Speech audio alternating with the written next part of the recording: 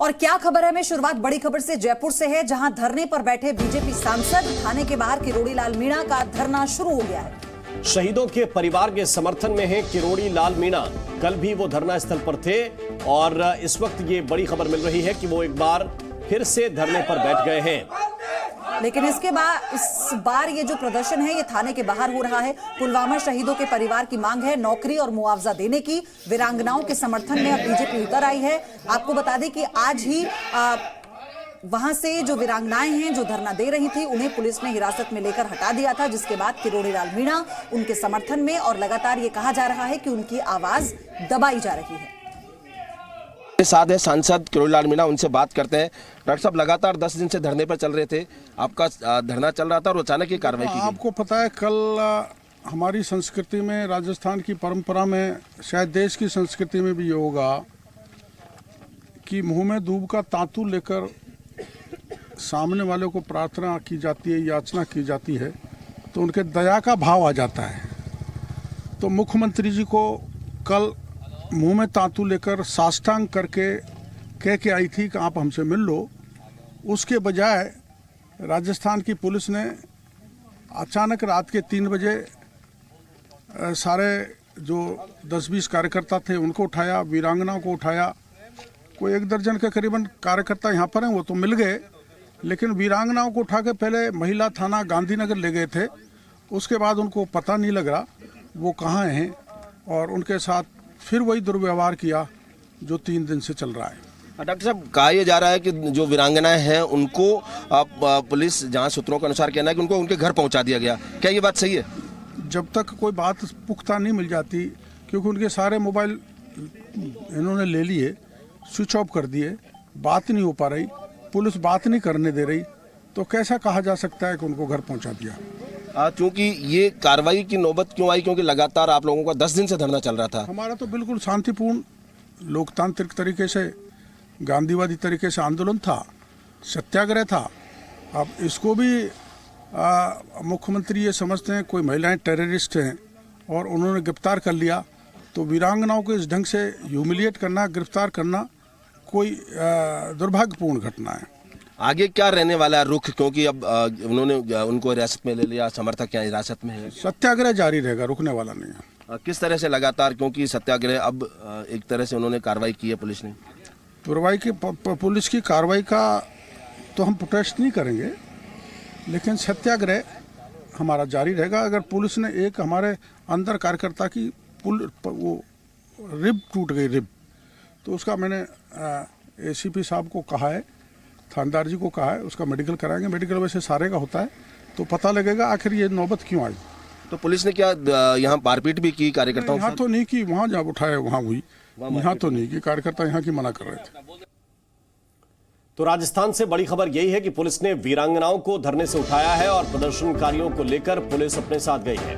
पुलवामा शहीदों के परिजन दरअसल धरना दे रहे थे। मुआवजा और नौकरी की मांग को लेकर उनका ये प्रदर्शन था और पिछले 10 दिनों से ये धरना चल रहा था, लेकिन अब पुलिस उन्हें हिरासत में लेकर अपने साथ ले गई है। किरोड़ी लाल मीणा लगातार इस बात का विरोध कर रही हैं कि जो परिजन हैं उनकी आवाज दबाई जा रही है, जो वीरांगनाएं हैं उनकी आवाज दबाई जा रही है। इनका साफ तौर पर कहना है कि इनके देवर को सरकारी नौकरी दी जाए, क्योंकि परिवार में जो बच्चे हैं वो बहुत छोटे हैं, वो खुद इतनी पढ़ी लिखी नहीं है, और अगर बच्चों को नौकरी दी जाएगी तो फिर इतने सालों तक परिवार को कैसे चलाया जाए। सीधे तौर पर ये मांग है इनकी, लेकिन इनके धरना देने पर इतनी दिक्कत कि किस तरह से, देखिए तस्वीरें सामने आ चुकी हैं। इन्हें जबरन उठाकर गाड़ी में भरकर ले जाया गया। ये देखिए तस्वीरें, किरोड़ी लाल मीणा ने ये वीडियो जारी किया। ये जरा तस्वीरें देखिए, राजस्थान की पुलिस को देखिए, और ये वीडियो जारी करते हुए ये सवाल भी पूछा है कि क्या शहीदों की पत्नियों को प्रदर्शन करने का भी हक नहीं है? पिछले 10 दिनों से धरने पर थी, मुख्यमंत्री से उम्मीद कर रही थी कि उनसे मुलाकात करें, जो मांग उनकी है या जो वादा दरअसल सरकार की तरफ से किया गया था उस वादे को निभाया जाए। अब उनकी मांग ये थी कि उनके परिवार में शहीद का भाई जो है वो पढ़ा लिखा है, यानी कि महिला का देवर पढ़ा लिखा है, और उसे नौकरी दी जाए, जबकि सरकार की तरफ से ये नियम बताया जा रहा है कि बच्चों को नौकरी मिल सकती है या पत्नी को नौकरी मिल सकती है। और इस लिहाज से इनका ये दावा था, इन वीरांगनाओं का ये कहना था कि बच्चे छोटे हैं और अभी उनका घर नहीं चल पा रहा है। घर चलाने के लिए एक नौकरी की जरूरत है और ये तो पुराना वादा है। और उन्होंने कहा कि हम कह रहे हैं कि इस नौकरी के लिए हमारे देवर काबिल हैं तो उन्हें नौकरी दे दी जाए। अब सरकार नियमों का हवाला दे रही है, लेकिन ये जो तस्वीर है ये हैरान करने वाली है कि आखिर किस तरह से इन्हें धरने से उठाया जाता है। जरा ये देखिए तस्वीर, पुलिस भेजकर पुलिस के बल पर धरने से उठा दिया जाता है। धरने में भी किसी तरह की कोई आपत्ति नहीं थी, कोई दिक्कत नहीं थी, वो जरूर मांग कर रही थी अपने लिए, लेकिन राजस्थान की पुलिस पहुंचती है और ये जरा देखिए किस तरह से उनको गाड़ी में डालकर ले जाया जाता है। और इस वक्त सांसद किरोड़ी लाल मीणा जी हमारे साथ जुड़ गए हैं। किरोड़ी लाल जी, बहुत बहुत स्वागत है आपका जी न्यूज पर।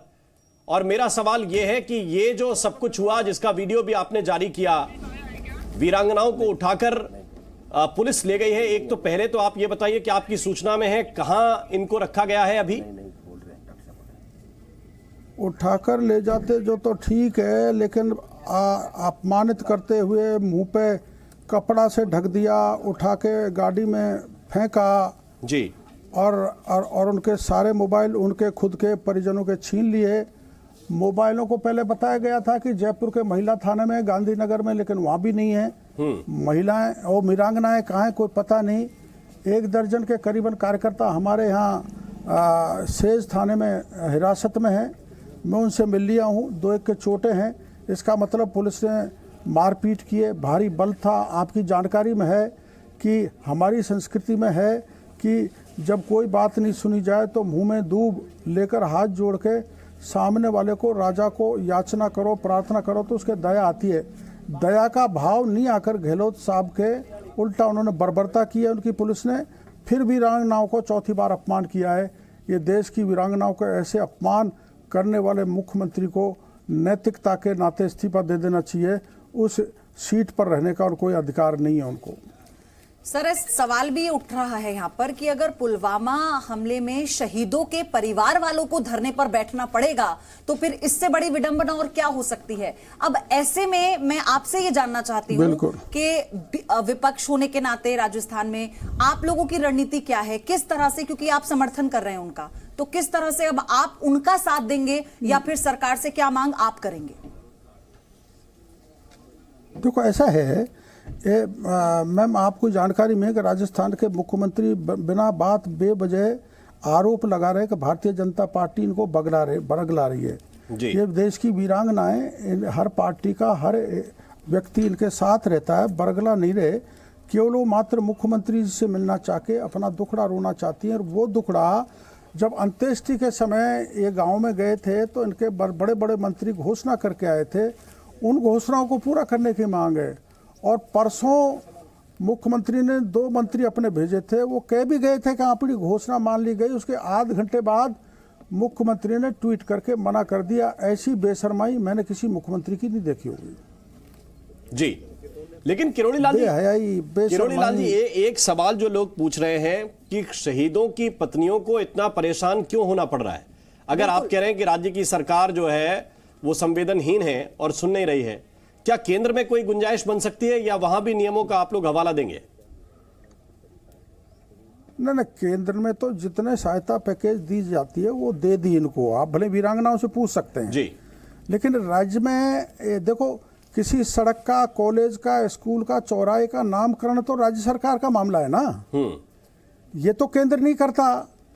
और किसी शहीद की प्रतिमा लगेगी, जगह अलॉट करेगी, तय करेगी तो राजस्थान की सरकार करेगी। नौकरी देगी तो राजस्थान की सरकार देगी, ये नियमों में है। तो मांगे शहीद को सड़क लगाना, ये जो मांगे हैं सब राज्य सरकार से संबंधित है। केंद्र से संबंधित एक भी मांग इनकी पेंडिंग नहीं है। किरोड़ी लाल जी, एक और चीज मैं समझना चाहती हूँ यहाँ पर कि जब भी हम कोई सहायता राशि देते हैं या कोई मदद करते हैं, जब बात हम सरकारी नौकरी की करते हैं, खासतौर पर अपने शहीदों के परिवार के किसी सदस्य को लेकर, क्या ये प्रक्रिया जटिल हो जाती है उस वक्त जब एक महिला जिसके पति ने देश के लिए अपने प्राण न्यौछावर कर दिए, उनके बच्चे बहुत छोटे हैं, महिला पढ़ी लिखी है नहीं, तो सरकारी नौकरी ना तो महिला कर सकती है ना बच्चे, तो परिवार का दूसरा सदस्य अगर वो उसके लिए नौकरी मांगते हैं तो ये प्रक्रिया इतनी आसान क्यों नहीं है, क्यों इतनी दिक्कत आ रही है? नहीं, अरे कोई प्रक्रिया आसान करना मुख्यमंत्री जी के हाथ की बात है। और वह हाथ की बात इसलिए है कि आपकी जानकारी में है कि गुर्जर आंदोलन जब हुआ था, जब 72 गुर्जर मारे गए थे, उनमें 13 लोगों की नौकरी, सबको नौकरी दी थी, लेकिन 13 लोग ऐसे थे जिसमें देवर को भी नौकरी दी, भतीजों को दी, चचेरे भाई को भी दी, और जब परिवार में कोई नहीं था तो दूर के रिश्तेदार को दी, और ऐसी ऐसी नौकरी दी, घर में चार नौकर पेशे वाले उनको भी नौकरी दे दी। जब गुर्जर आंदोलन है, हम उसको बुरा नहीं मानते, बड़ा अच्छा किया सरकार ने, उनको नौकरी दी, तो जब वहाँ देवर की नौकरी दे सकते हैं तो यहाँ देवर की नौकरी में क्या दिक्कत है? जी बिल्कुल, बहुत बहुत शुक्रिया किरोड़ी लाल मीणा जी हमारे साथ जुड़ने के लिए। और आप कह रहे हैं कि आप आगे भी संघर्ष करेंगे, सरकार के खिलाफ प्रदर्शन भी करेंगे। बहुत बहुत शुक्रिया, आप हमारे साथ जुड़े। जी न्यूज़।